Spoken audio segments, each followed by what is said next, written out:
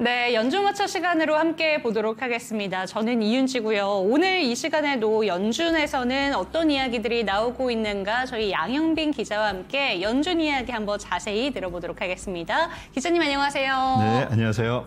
네, 오늘도 중요한 이슈를 들고 와 주셨습니다. 연준의 SLR 규제 완화에 대해서 시장의 분위기 한번 짚어주신다고 하는데요. 주제 확인하고 가도록 하겠습니다. SLR 규제란 무엇이고 또 시장 영향은 무엇인지 오늘 이코노미 21의 양형빈 기자와 함께 하도록 할 텐데요. 기자님 궁금합니다. 이 SLR 규제가 무엇인가 참 많은 분들이 고민이 되실 것 같은데 시장 분위기에 따라서 이 SLR 규제를 풀기도 하고 또 조이기도 한다라고 들었습니다. 국채라는 부분이랑도 연결이 된다고 들었는데요. 이 SLR 규제가 무엇일까요?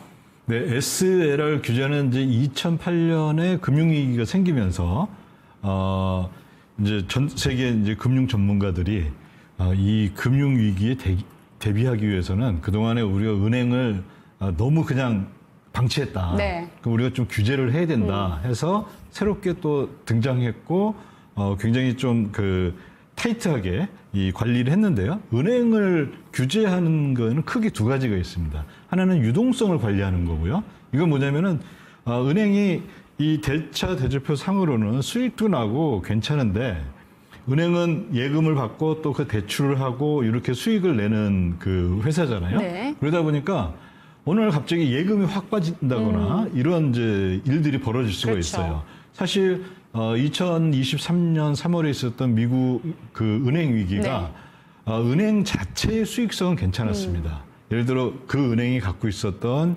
국채라든지 그거를 만기까지 계속 들고 가면은 아무런 문제가 없었어요.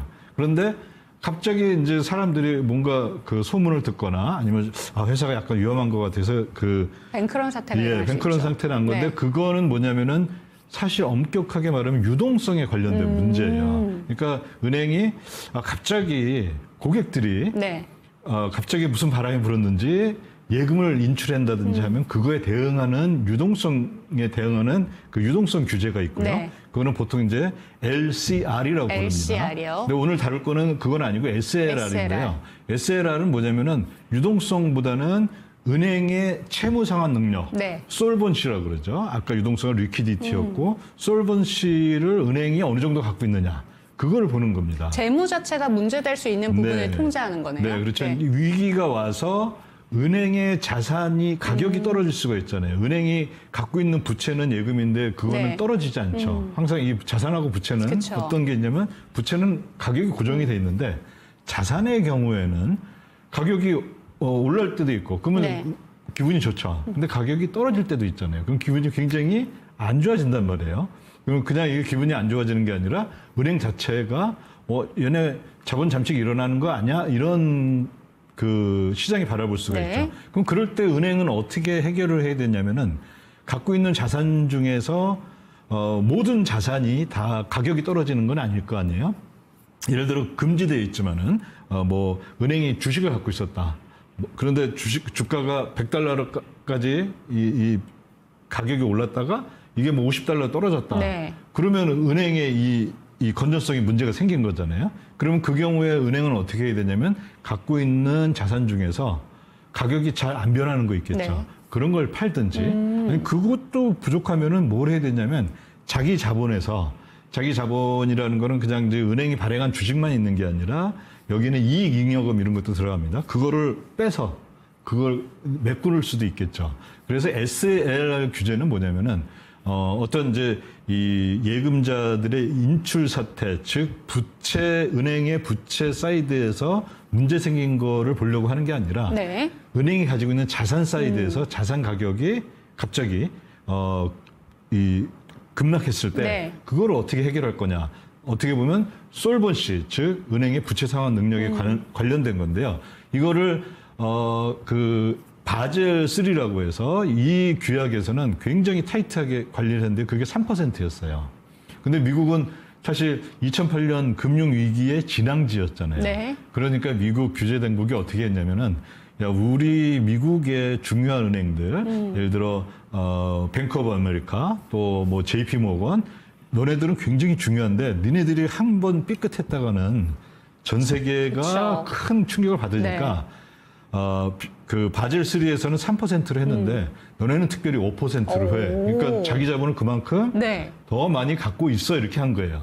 그러면 이번에 26일 있었던 그 연준 회의에서 5대2로 거기서 이제 통과가 됐는데요. 뭐 이게 완전히 아직 끝난 건 아닙니다. 또 다른 데도 있으니까요. 다른 통화 당국도 있으니까 그것까지 이제 기다려야 되는데 아마 거의 이 안대로 될 것 같은데요.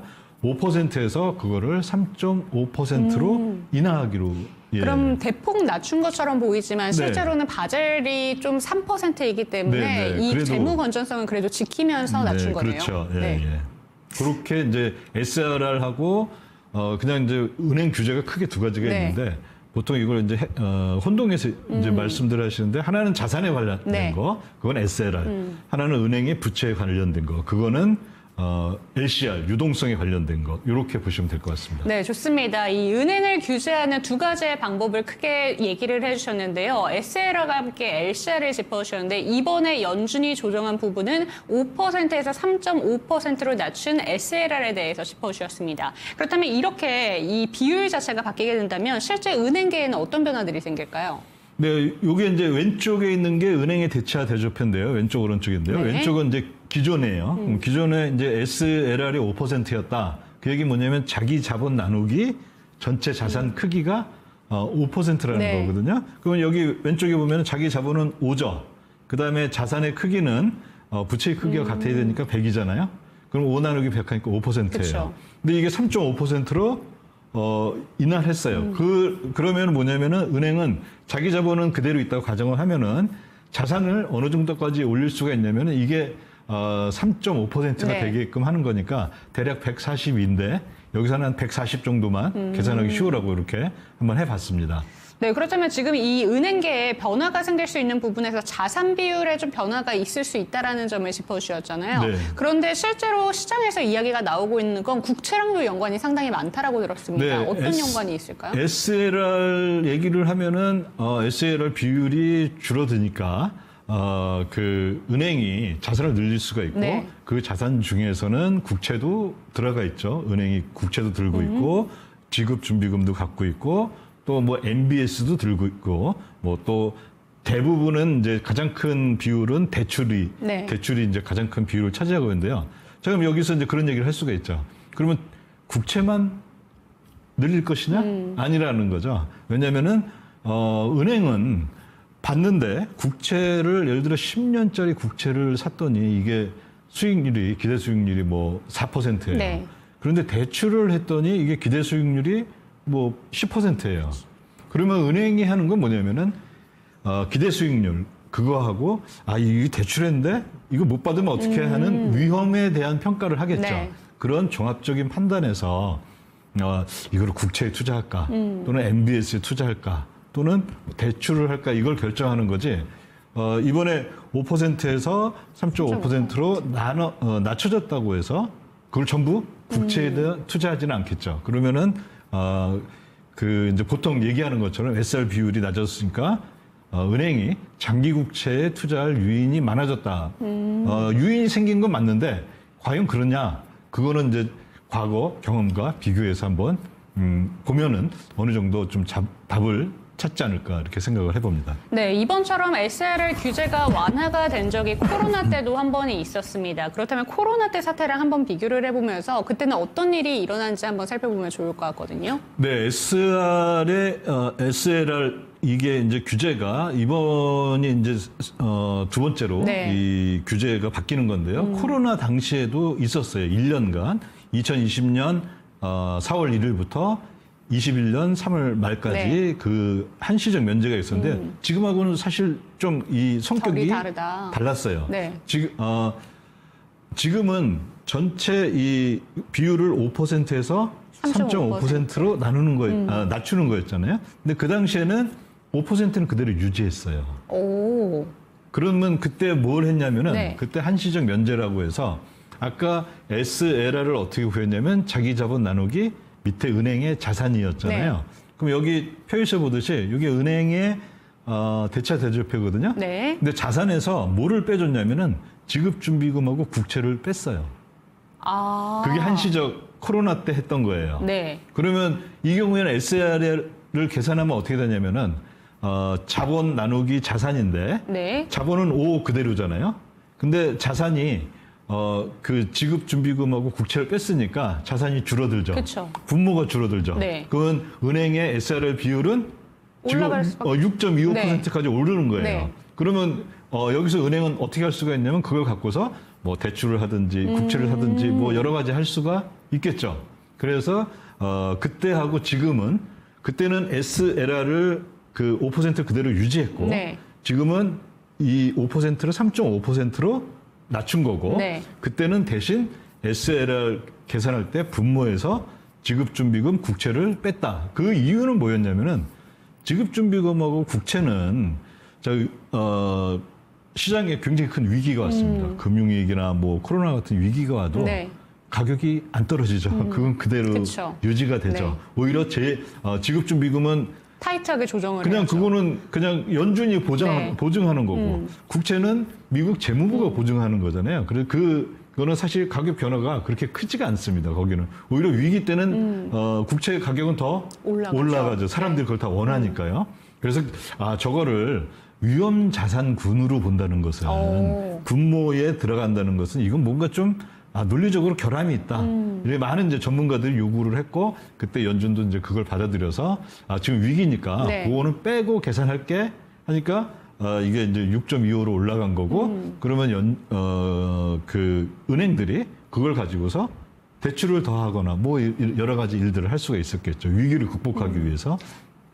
네, 그래서 그렇다면 이제 네. 코로나 때랑 지금 이 SLR 한시적인 면제라는 부분과 지금 이 비율 자체를 조정한 거는 분명히 다른 게 있을 것 같습니다. 하지만 계산을 하기가 참 머릿속으로 쉽지는 않다라는 생각이 드는데요. 이번이 코로나 때랑 비교를 했을 때 어떤 부분이 확연하게 달라지는 건지 설명해 주시면 좋을 것 같습니다. 네, 그러면 이제 그 다음 그 차트를 보시면요. 그 코로나 당시에 네. SLR 그 구성에서 지급준비금과 국채를 뺐잖아요. 그러면 여기서는 이게 이제 뭐 아주 극단의 경우인데요. 이게 어떤 게 가능하냐면은 자, 이게 이제 그 SLR에서 한시적 조치 이전이 왼쪽입니다. 네. 그러면 원래는 5%인데 5나누기 100이었는데 국채하고 지준금을 빼니까 5나누기 80에서 6.25%가 된 거예요. 자, 근데 만약에 은행이 이거 국채가 되게 좋을 것 같아 해가지고 국채를 10이 있었던 거를 40을 더 샀어요. 네. 만약에. 그러면은 SLR은 어떻게 되냐면은 국채하고 지급준비금 빼잖아요. 네. 여전히 변화가 없어요. 그러면 여전히 SLR 값은 5 나누기 80해서 6.25가 되니까 이 얘기는 뭐냐면은 이론적으로 은행이 무한정 국채를 매입할 수가 있다는 거예요. 왜냐하면 그거는 SLR 계산할 때 분모에 빠지니까요. 안 들어가니까요. 네. 그렇다면 시장에 미치는 영향은 어떻게 되나요? 국채를 이제, 이렇게 무한정으로 매입할 수 뭐 있으면? 이제 실제 그러지는 않겠죠. 이제 뭐 다른 뭐 LCR 규제도 네. 있고 한데 국채를 많이 살 수 있는 유인이 존재한다는 거죠. 근데 만약에 여기에서 은행이 MBS를 사거나 네. 아니면 회사채를 사거나 아니면 대출을 많이 하거나 하면은 LR 그게 점점 이제 떨어지겠죠. 그쵸. 왜냐하면 자산이 그 계산되는 네, 분모로 분모가. 들어가는 자산이 올라가니까요. 네. 그런데 이 경우에는 국채를 살 때는 이게 안 들어가니까 SLR 값이 그대로 유지가 되는 거예요. 그러면 이걸 왜 했느냐? 네. 코로나 당시에 연준이 어마어마한 QE를 했잖아요. 그 얘기 뭐냐면은 연준이 QE만 한 게 아니라 네. 또 재무부도 어마어마한 국채를 발행했어요. 발행을, 네. 그 이거 누군가 받아줘야 되잖아요. 그 연준은 일단 받았고, 그러면 또 연준 갖고도 모자라니까 시중은행들에게 시중은행도 야 너네도 좀 받아주면 네. 안 되겠니? 이제 하면서 한 건데 어쨌든 코로나 때의 SLR 그 한시적 네. 그 면제 조치는 그 국채를 인수하는 데에 상당한 초점이 가 있었던 거는 사실인 것 같습니다. 그렇다면 이게 실제로 적용이 됐을까가 궁금한 것 같습니다. 이 이론상으로는 SLR 비율 자체에서 지준금이랑 국채를 뺀다라는 건 국채에 대해서 무한정으로 매입을 할 수 있다라고 짚어주셨는데 이게 실제로 은행들이 그대로 집행을 했는가가 궁금해지거든요. 네. 은행들이 실제로 국채를 많이 매입을 해줬을까요? 이제 이게 그 다음 차트를 보시면은 대형 은행들의 이 뭐냐면 요거는 자산 그 SLR 구할 때 네. 밑에 분모로 들어가는 자산의 흐름을 보여줍니다. 그리고 가운데 기둥이 있고요. 빨간 원이 있죠. 이게 바로 한시적 면제해 네. 줬을 때예요. 요게 어떤 거냐면 제일 위에 있는 게 JP 모건, 미국에서 제일 큰 은행이거든요. 자산이 갑자기 뚝 떨어지죠. 그 얘기는 뭐냐면은 그 지급준비금하고 국채 갖고 있는 거를 빼줬으니까 그렇게 계산이 된 네. 거예요. 그러니까 자산 자체 규모는 올라가는데. 그 일정히 조금씩 올라갔지만은 거기에서 SLR에서 구하는 자산입니다. 네. 그 분모에 들어가는 거에서 지급준비금하고 저 국채를 빼주니까 네. 뭐 너무 당연한 거죠. 그리고 그게 끝나자마자 어떻게 되냐면 요 흐름도 아주 되게 굉장히 재밌는데요. 저 기둥에 그 시작점하고 끝점을 잘 이어보면은 어떻습니까? 거의 이제 살짝 올라가죠. 그렇죠. 그리고 이제 다시 또 올라가는 걸 볼 수가 있는데요.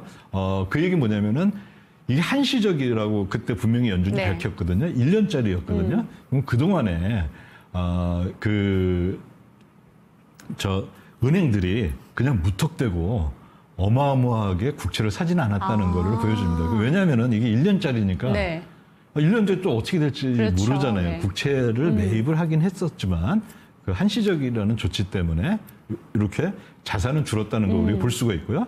그다음에 그러면 자기 자본은 어떻게 됐느냐? 자기 자본 은행이 열심히 돈을 벌었어요. 네. 그래서 그 다음 차트를 보시면은 조금씩 자기 자본이 올라가는 걸 볼 수가 있죠. 자, 그러면 분자는 늘어났고 분모는 줄었습니다. 네. 그럼 SLR은 어떻게 되겠어요? 올라가겠죠. 그게 바로 또 마지막 차트입니다. 그러면 그 다음 차트인데요. 여기서 보면은 은행들의 요 다음 차트 부탁드립니다.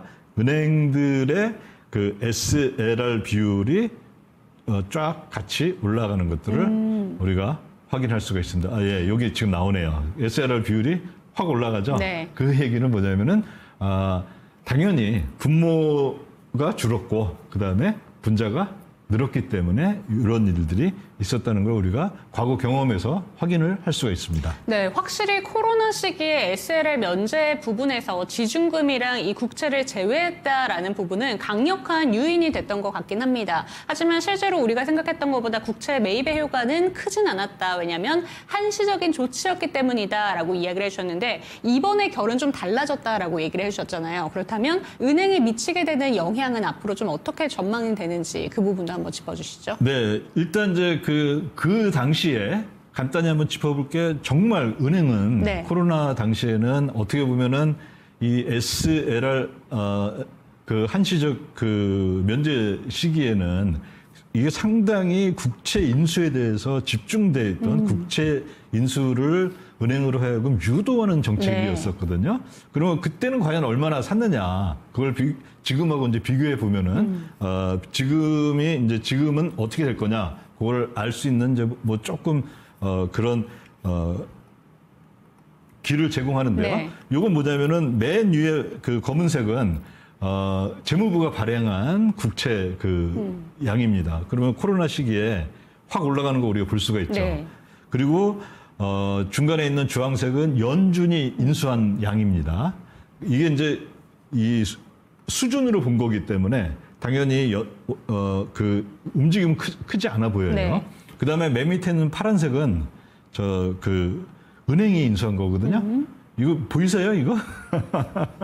거의 안 보이죠? 그쵸. 자, 그럼 이거를 좀 더 한번 확대를 해보겠습니다. 네. 확대를 하는데 이번엔 차트를 어떻게 그렸냐면은 2020년 1월 1일을 다 0으로 놨어요. 그러면 이제 2020년 1월 1일 대비 얼마나 증가했는지를 네. 볼 수가 있죠. 그러면 여기에서 은행은 밑에 파란색으로 보면은 아주 천천히 올라가고 네. 있죠. 그다음에 연준은 굉장히 급격히 올라가고 있죠. 그다음에 해외 그리고 미국의 민간 여기는 중간에 있는 검은색인데 여기도 많이 이제 샀다는 걸 알 수가 있겠죠. 그러면 이것도 보면은 굉장히 작은 것 같아요. 네. 사실 굉장히 작은데요. 어느 정도 작냐면은 구체적으로 한번 수치를 보려고 제가 은행만 또 따로 맨 마지막에 한번 그려봤습니다. 이건 뭐냐면은 2020년 1월 대비 은행이 전부 인수한 저겁니다. 저 국채 양입니다. 네. 얼마냐면 0.37이니까요. 얼마죠? 300 아니지. 3,700억 달러. 3,700억 달러죠. 그러니까 저게 1조 달러 기준이니까요. 2020년 1월부터 그 한시적 면제 그게 종료되는 시점까지 3,700억 네. 달러를 매입을 했습니다. 뭐 적지는 않은데요. 과연 그러면 이때 은행이 실질적으로 얼마나 인수했느냐. 네. 그걸 바라보려면은 그 당시에 그 시기에 국채는 얼마나 발행됐느냐. 그거랑 비교해 보면 되겠죠. 그렇죠. 네. 그 당시에 국채가 발행된 그 양은 얼마였냐면 4.81조 달러였어요. 그럼 이걸 0.37이 어느 정도냐? 그럼 대략 7.6% 정도 흡수를 했습니다. 그리고 그걸 보면은 굉장히 좀 실망스러운 수치입니다. 요 제가 봤을 때는요. 그러니까 연준이 의도한 거 그리고 또 재무부가 바랬던 것보다는 그렇게 효과가 없었다. 네, 효과가 네. 크지는 않았고 왜 그랬는가 그걸 보면은 이게 굉장히 이제 한시적인 조치라는 그런 한계가 있었고요. 네. 그다음에 또 이게 은행의 입장에서 보면은 은행은 자기 자산의 포트폴리오를 어떻게 운용을 하면은 이게 나한테 수익을 얼마나 가져다 줄 것인가 수익성이 있고 네. 그다음에 이 자산은 안전한가 아닌가 그 어떤 리스크에 대한 그런 평가가 있을 거잖아요. 그걸 다 종합적으로 판단하는데 그 중에서 이 은행의 국채라는 것은 그 중에서 하나를 차지할 뿐이지 이게 연준이 아주 야심차게 SLR에서 국채 너는 면제해줄게 했다는 얘기는 국채를 사실상 굉장히 많이 살 수가 있었는데 국채를 가져간 게 저거밖에 안 된다는 거는 여전히 아무리 이렇게 조건이 좋아도 은행 입장에서는 수익성과 안정성을 고려해서 네. 자기 포트폴리오를 구성하기 때문에 그렇게 쉽게 그 뭐 SLR 규제가 바뀐다고 해서 갑자기 국채를 많이 사거나 이런 일은 별로 벌어질 거라고 생각하지는 않습니다. 네, 연준이 한번 실망을 한 것 같습니다. 그렇기 때문에 이번에는 그 한시적인 조치에서 벗어나서 아예 다른 방향으로 또 이 규제를 풀어준 것 같다라는 생각이 드는데요. 그렇다면 이번에는 국채 매입 성과가 좀 나올 수 있을 것이라고 전망하시는지. 네, 그 다음 차트를 한번 네. 보시면요. 요거는 이제, 미국의 이제 대형은행만 본 건데, 사실 아까는 이제 미국 있는 전체 은행을 본 건데, 네. 사실 대형은행이 거의 다 미국 은행을 이제 설명을 해주는데요. 뭐 흐름은 거의 비슷합니다. 그러면 중간에 378이라고 돼 있는 숫자 있죠? 네. 이게 이제 10억 달러 기준이니까 아까는 거의 비슷하죠. 이게 대형은행이 SLR 규제를 한시적으로 유예했을 때 그때 매입한 국채 금액이에요. 그 다음에 또 중간에 또 720이라고 있죠. 거의 네.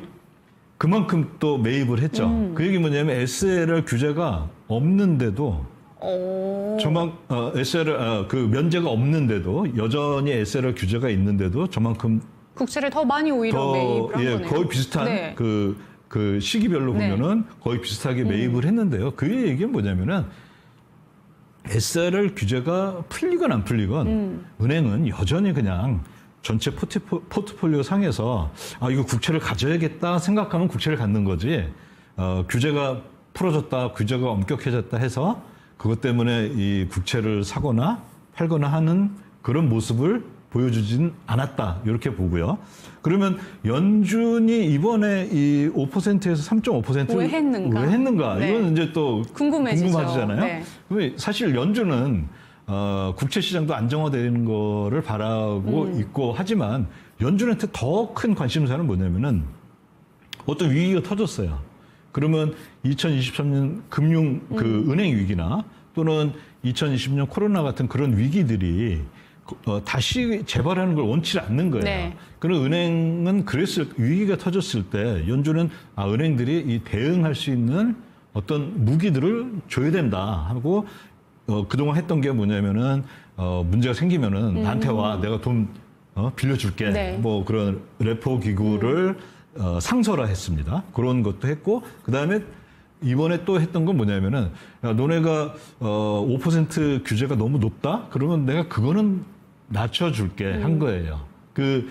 2020년하고 다르게 분모에서 뭐 빼고 더하고 이런 건 우리가 안 하고 그냥 전체 이거를 5에서 3.5로 낮춰줄 테니까 야, 위기가 생기면 그때 다시 조절을 그때 다시 하자.